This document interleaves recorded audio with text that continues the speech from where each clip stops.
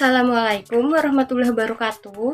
Kami dari mahasiswa Universitas Muhammadiyah Surakarta, Fakultas Ekonomi dan Bisnis, kelompok 1.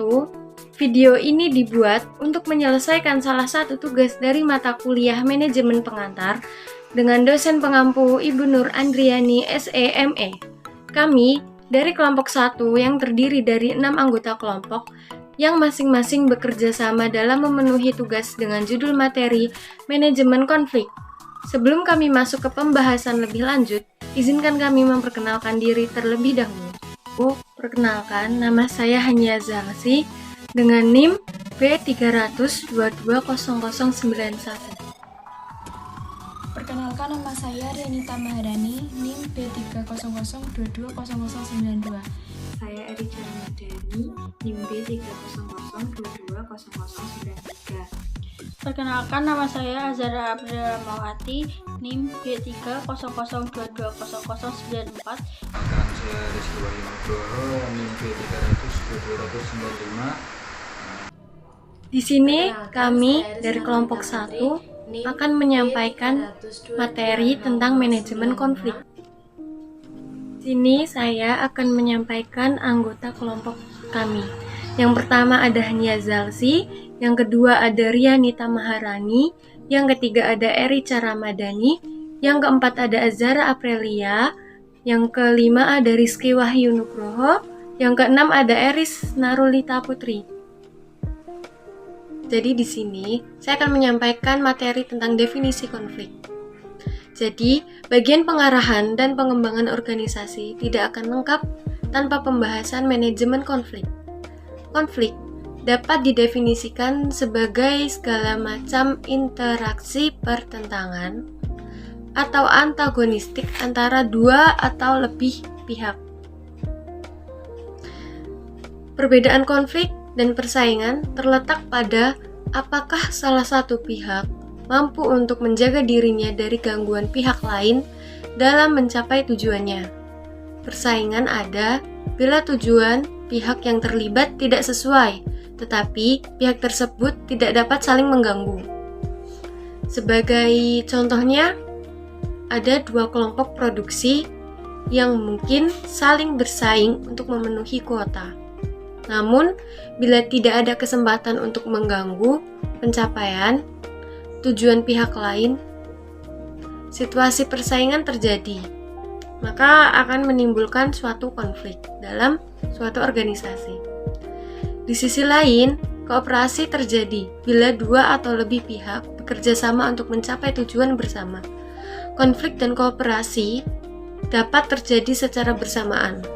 Sebagai contohnya lagi, ada dua pihak yang setuju pada tujuan tetapi tidak setuju dengan cara pencapaian tujuan tersebut.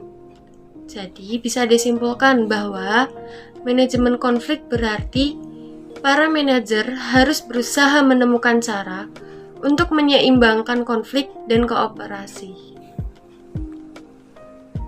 Di sini saya ingin menyampaikan materi tentang perubahan pandangan tentang konflik. Sikap terhadap konflik dalam organisasi telah berubah dari waktu ke waktu. Stephen P. Robbins telah menelusuri perkembangan ini dengan penekanan dan perbedaan antara pandangan tradisional tentang konflik dan pandangan baru. Ada beberapa pandangan tentang konflik, yaitu pandangan baru dan pandangan lama. Jadi pandangan lama yaitu 1. Konflik dapat dihindarkan. 2. Konflik disebabkan oleh kesalahan manajemen dalam perancangan dan pengelolaan organisasi atau pengacau. 3. Konflik mengganggu organisasi dan menghalangi pelaksanaan optimal. 4. Tugas manajemen adalah menghilangkan konflik. 5. Pelaksanaan kegiatan organisasi yang optimal membutuhkan penghapusan konflik. Jadi pandangan baru yaitu 1. Konflik tidak dapat dihindarkan. 2. Konflik timbul karena banyaknya sebab, termasuk struktur organisasi, perbedaan tujuan yang tidak dapat dihindarkan, perbedaan dalam resepsi, dan nilai-nilai pribadi dan sebagainya. 3. Konflik dapat membantu dan menghambat pelaksanaan kegiatan organisasi dalam berbagai derajat. 4. Tugas manajemen adalah mengelola tingkat konflik dan penyelesaiannya. 5. pelaksanaan kegiatan organisasi yang optimal membutuhkan tingkat konflik yang moderat. Disimpulkan bahwa konflik dapat fungsional ataupun berperan salah disfungsional. Secara sederhana ini berarti bahwa konflik mempunyai potensi bagi perkembangan atau mengganggu pelaksanaan kegiatan organisasi tergantung bagaimana konflik tersebut dikelola. Segi fungsional konflik antara lain dapat dijelaskan: 1. Manajer menemukan cara penggunaan dana yang lebih baik. 2. Lebih mempersatukan para anggota berorganisasi. 3. Manajer mungkin menemukan cara perbaikan prestasi organisasi. Di sini saya akan melanjutkan materi mengenai konflik dan performance organisasi. Berdasarkan pandangan tentang konflik yang sudah diterangkan oleh rekan saya, maka dapat disimpulkan bahwa konflik memiliki hubungan dengan kinerja organisasi. Pada pandangan tersebut ada yang mengaitkan konflik dengan penurunan kinerja kelompok atau organisasi. Pada pandangan tersebut tidak selamanya benar, mengingat konflik tidak selalu bersifat destruktif. Meskipun demikian, tingkat konflik yang terlalu berlebihan akan merintangi efektivitas suatu kelompok atau organisasi. Konflik dikatakan optimal untuk meningkatkan kinerja bila dapat menghentikan stagnasi, menumbuhkan kreativitas, melepaskan ketegangan, dan memunculkan perubahan menuju perbaikan. Pada gambar tersebut, tingkat konflik yang terjadi tinggi pada kondisi C, dan tingkat konflik yang rendah terjadi pada kondisi A. Pada kondisi A tersebut, konflik berdampak disfungsional, yaitu penurunan prestasi.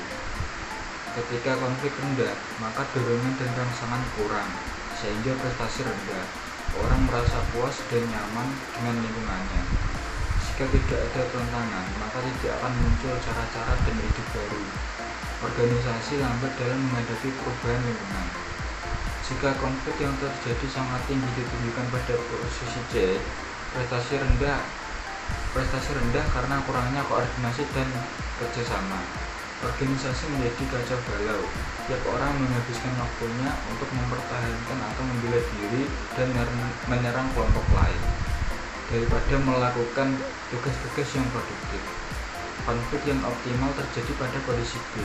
Kondisi yang terjadi cukup untuk mencegah adanya stagnasi, mendorong adanya kreativitas, menimbulkan dorongan untuk melakukan perubahan, dan mencari cara terbaik untuk memecahkan masalah. Saya akan menjelaskan mengenai jenis-jenis konflik. Jenis-jenis konflik yang pertama yaitu konflik dalam diri individu, yaitu bila seorang individu menghadapi ketidakpastian tentang pekerjaan yang diharapkan untuk melaksanakannya, bila berbagai permintaan pekerjaan saling bertentangan, atau bila individu diharapkan untuk melakukan pekerjaan lebih dari kemampuannya. Jadi, individu tersebut akan merasa tidak betah dengan tempat kerjanya, merasa pekerjaannya tidak sesuai passion, dan merasa berat untuk melakukan pekerjaan tersebut. Yang kedua yaitu konflik antara individu dalam organisasi yang sama. Jadi konflik ini sering diakibatkan karena adanya perbedaan kepribadian. Konflik ini juga berasal dari adanya konflik antar peran, seperti misalnya manajer dengan karyawan atau sesama staf. Jadi mereka merasa tidak cocok dengan partner kerjanya. Yang ketiga yaitu konflik antar individu dan kelompok. Konflik ini berhubungan dengan cara individu menghadapi sebuah tekanan untuk keseragaman yang dipaksakan oleh kelompok kerja mereka. Jadi contohnya individu dihukum atau diasingkan oleh kelompoknya karena melanggar norma. Yang keempat yaitu konflik antar kelompok dalam organisasi yang sama. Terjadi karena pertentangan kepentingan dalam kelompok. Contohnya, persaingan dalam kelompok produksi. Misalnya kelompok A dan kelompok B memiliki target produksi yang sama tapi mereka saling mencurangi. Kelima, yaitu konflik antar organisasi. Timbul sebagai akibat dari bentuk persaingan ekonomi dalam sistem perekonomian suatu negara. Konflik ini telah mengarahkan timbulnya pengembangan produk baru, teknologi dan jasa, harga yang lebih rendah, dan penggunaan sumber daya yang lebih efisien. Contohnya, persaingan antar perusahaan. Persaingan ini memberikan keuntungan karena sebagai bahan evaluasi untuk perusahaan tersebut berinovasi semakin maju dan bersaing dengan perusahaan yang lain. Metode-metode pengelolaan konflik. Metode yang pertama yaitu metode stimulasi konflik. Metode tersebut digunakan untuk menimbulkan rangsangan terhadap karyawan karena karyawan pasif yang disebabkan oleh situasi konflik terlalu rendah. Rintangan tersebut harus diatasi oleh manajer untuk merangsang konflik yang produktif. Metode stimulasi konflik meliputi yang pertama yaitu penempatan orang luar ke dalam kelompok. Yang kedua, penyusunan kembali organisasi. Yang ketiga, penawaran bonus, pembayaran intensif, dan penghargaan untuk mendorong persiapan. Yang keempat, memilih manajer-manajer yang tepat. Dan yang terakhir, perilaku yang berbeda dengan kebiasaan. Metode yang kedua yaitu metode pengurangan konflik. Manajer biasanya lebih terlibat dengan pengurangan konflik daripada stimulasi konflik. Metode pengurangan konflik menekankan terjadinya antagonisme yang ditimbulkan oleh konflik. Jadi metode ini mengelola tingkat konflik melalui pendinginan suasana tetapi tidak menangani masalah-masalah yang semula menimbulkan konflik. Metode yang terakhir yaitu metode penyelesaian konflik. Metode ini dapat terjadi melalui 3 cara, yaitu yang pertama kekerasan atau forcing yang bersifat penekanan otokratik. Yang kedua, penenangan atau smalling, yaitu cara yang lebih diplomatis. Yang ketiga, penghindaran atau avoidance, di mana manajer menghindar untuk mengambil posisi yang tegas. Di sini saya akan melanjutkan materi selanjutnya. Materi selanjutnya yaitu konflik struktural. Dalam organisasi klasik, ada 4 daerah struktural di mana konflik sering timbul. Yang pertama yaitu konflik hierarki, yaitu konflik antara berbagai tingkatan organisasi. Misalnya, Dewan Direktur mungkin berkonflik dengan manajemen puncak, atau secara umumnya terjadi konflik antara manajemen dan para karyawan. Ini merupakan salah satu contoh konflik hierarki. Lalu, yang kedua ada konflik fungsional, yaitu konflik antara berbagai departemen fungsional organisasi. Sebagai contohnya lagi, yaitu konflik antara departemen produksi dan departemen pemasaran dalam suatu organisasi perusahaan. Lalu yang ketiga, ada konflik lini staff, yaitu konflik antara lini dan staff. Hal ini merupakan adanya perbedaan yang melekat, personalia lini dan personalia staff.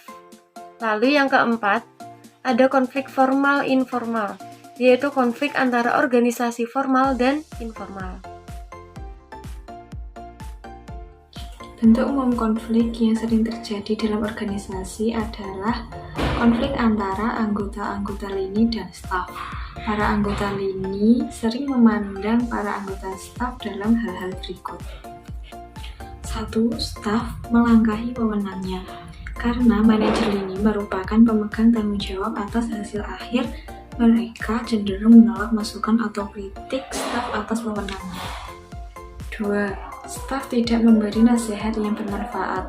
Para anggota staf sering tidak terlibat dalam kegiatan operasional harian yang dihadapi oleh para anggota lini sehingga saran-sarannya tidak terap. 2. Staf tidak memberi nasihat yang bermanfaat. Para anggota staf sering tidak terlibat dalam kegiatan operasional harian yang dihadapi oleh para anggota lini sehingga saran-sarannya tidak terap. 3. Staf menumpang keberhasilan lini. Para anggota staf sering lebih dekat dengan manajer puncak dibanding lini, sehingga dapat mengambil keuntungan dari posisi tersebut. 4. Staf memiliki pandangan sempit. Para anggota staf cenderung spesialis sehingga mempunyai pandangan terbatas dan kurang dapat menjerumuskan sarannya atas dasar kebutuhan dan tujuan organisasi keseluruhan.